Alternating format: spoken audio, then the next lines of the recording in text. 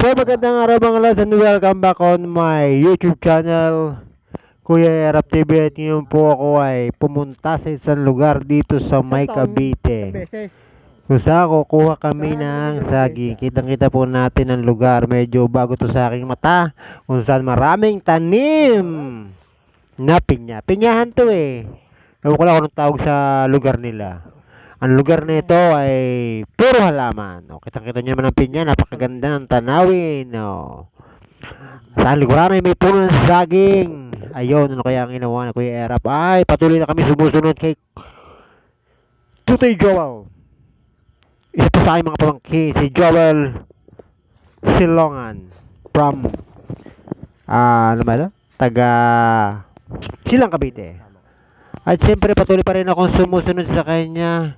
Medyo may kalayuan itong aming pupuntahan. Pero habang daan ay kitang-kita natin, pinapakita ni Kuya Erap ang tanim na, ano ba yan?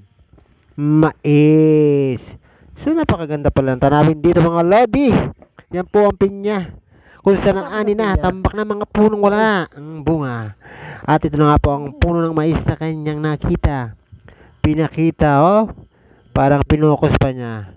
Hapon na eh, kaya ganyan po ang tanawin. At si Kuya Erap na naman ay nagdadaldal.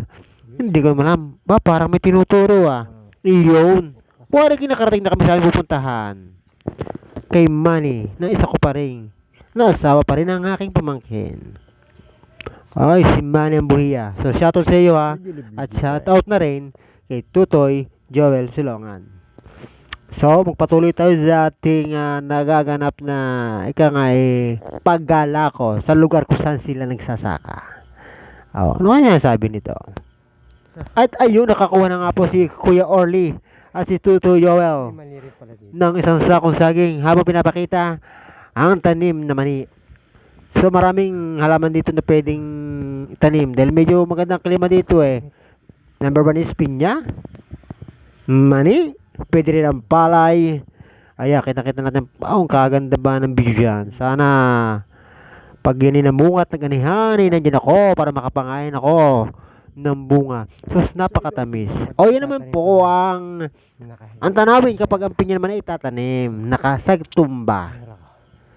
Yan po eh, kumbaga sa bukto, dahong pinagbungahan at bunga pinagdahonan. Ayun, tuwa si Kuya Joel habang nagdadrive ng motor. Kinukuha ko siya ng video eh. Ayun naman kasama niya si Orly eh, medyo shy type. Ayaw tumingin sa camera. Pero ako, diretso lang. Ako, ini-enjoy ko lang ang aming rides. Oh. Sabi dito, narinig ko minsan, ano ba yan, Tiyo? Wala, ibibidyo ako. Pagpatuloy mo lang pag-drive. Oh. Di ba masaya? Masayang paglalakbay. Dahil sa video kalayo yun, pinasok namin dito ang aming tricycle na tawag sa Batangas ay, ano ba tawag dito sa Batangas mga lodi? Bangkulong. Samantalang sa kanila may ibang tawag. Hindi naman tuyon is dayon eh. Tayon na tayo. Parang yun ang tawag dito sa kanila.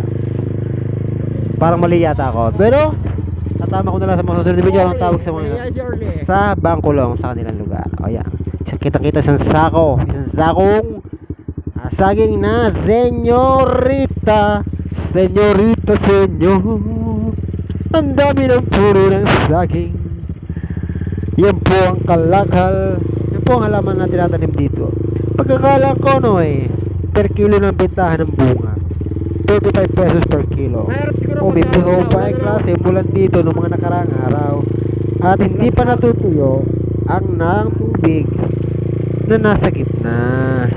Pero mga lods, kung nagkataong umuulan ay hindi pwedeng ipasok ang bangkulong na yan. Yan o, napangipit siya sa sama ng daan. Medyo may kalayon din po eh ang aming pinuntahan. At kailangang ipasok pa ang sasakyan. Ay sa wakas mga lodi, nakalabas na kami ng bukid. Oh, yan ang kalsada. Pwede na lang walang dumadaan. Siguro medyo liblib ang lugar nito. So mga lodi, salamat sa inyong panonood. At sana